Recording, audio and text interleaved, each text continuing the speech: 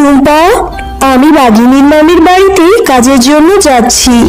তুই ঘরের মধ্যেই থাকিস, বাইরে কোথাও যাস না, কেমন? আচ্ছা ঠিক আছে মা, তুমি তাহলে যাও। আর তুমি বাড়িতে ফেরার সময় আমার জন্য লিচু নিয়ে আসবে। নতুন নতুন লিচু উঠেছে, আমার যে লিচু অনেক পছন্দ। তো লিচু খেতে ইচ্ছে করেছে, কিন্তু আমি তোকে এখন কি করে কিনে দেবো রে মা? মাসটি এখনো শেষ হয়নি। মা তো বললো আমাকে লিচু কিনে দিতে পারবে না। খুব লিচু খেতে ইচ্ছে করছে, আমি যাই। বান্টি ও বিনাদের বাড়িতে লিচুর গাছ আছে, ওদের সাথে খেললে ওরা আমাকে একটা লিচু দিবে।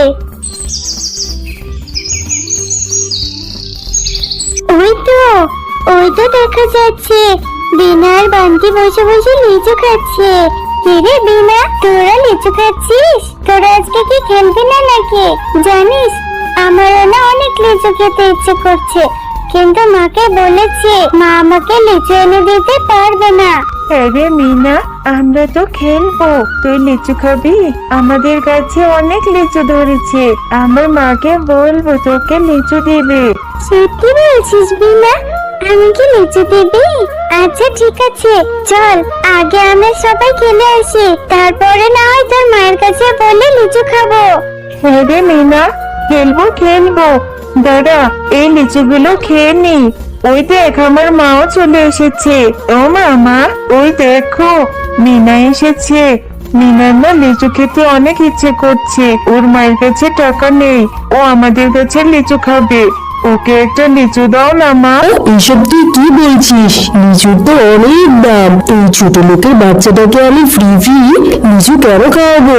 এই তোকে না বলেছি আমার ছেলে মেয়েদের সাথে খেলতে না? কাকিমা, আমার তো বিনা ছাড়া আর কোনো বন্ধু নেই, আর আমাকে একটা লিচু দাও না। তোমাদের কাছে তো কত লিচু, আমাকে একটা লিচু দাও, আমি তোমাকে লিচুর টাকা দিয়ে দেব আমার মায়ের যখন টাকা হবে। আরে তুই এত কথা বাড়াচ্ছিস কেন রে টয়া? তোকে এখন আমি এখান থেকে চলে যেতে বলেছি, তুই এক্ষুনি আমার বাড়ি থেকে চলে যা। একটাও লিচু দেব না। এই সব লিচুগুলো আমি বাজারে বিক্রি করব। তোদের মতো ভিখারিদের আর কত আমি ফ্রিতে লিচু দেব? আচ্ছা ঠিক আছে কাকিমা, তুমি আমাকে আর বকো না, আমি এক্ষুনি চলে যাচ্ছি, আমি লিচু খাবো না। এরপর টয়া বাড়ি ফেরার পথে রাস্তায় এক বুড়িমার সাথে দেখা হয়। আরে ও দিদি ভাই, এত মনটা খারাপ করে কোথায় যাচ্ছ শুনি?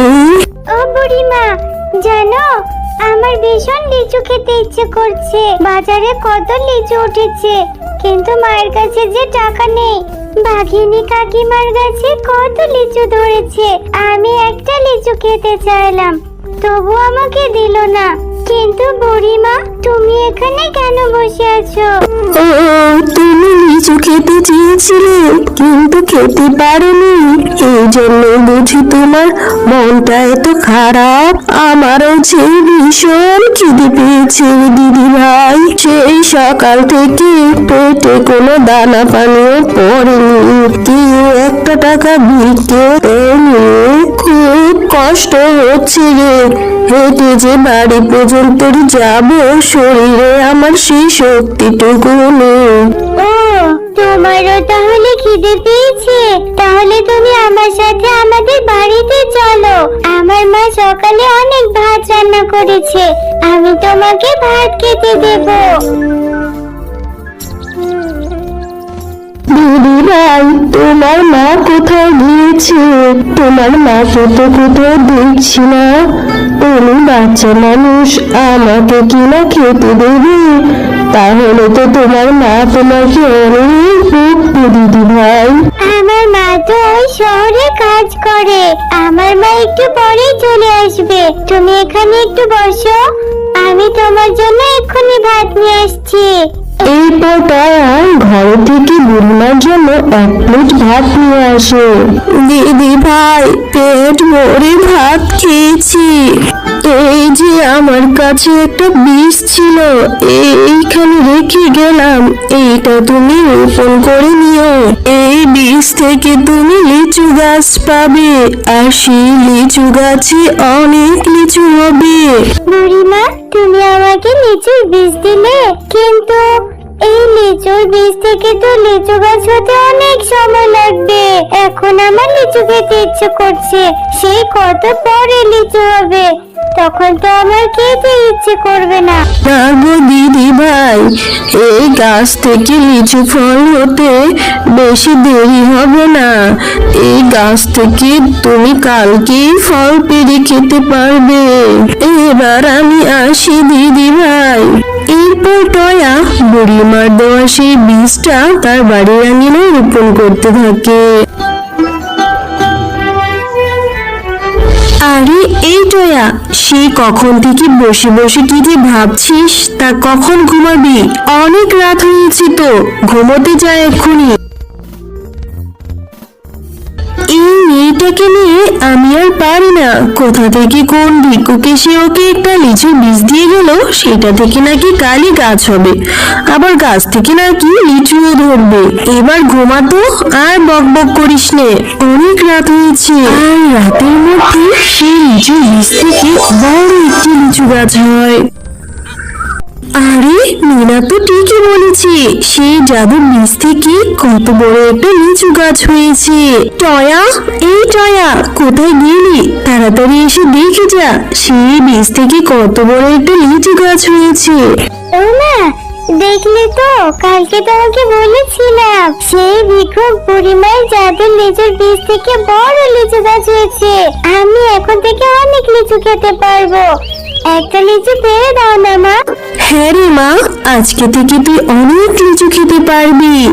দাঁড়া, আমি তোকে একটা লিচু পেড়ে দিচ্ছি। এরপর টয়া গাছ থেকে লিচু পাড়তে থাকে, আর লিচু পেড়ে মনের আনন্দে লিচু খেতে থাকে।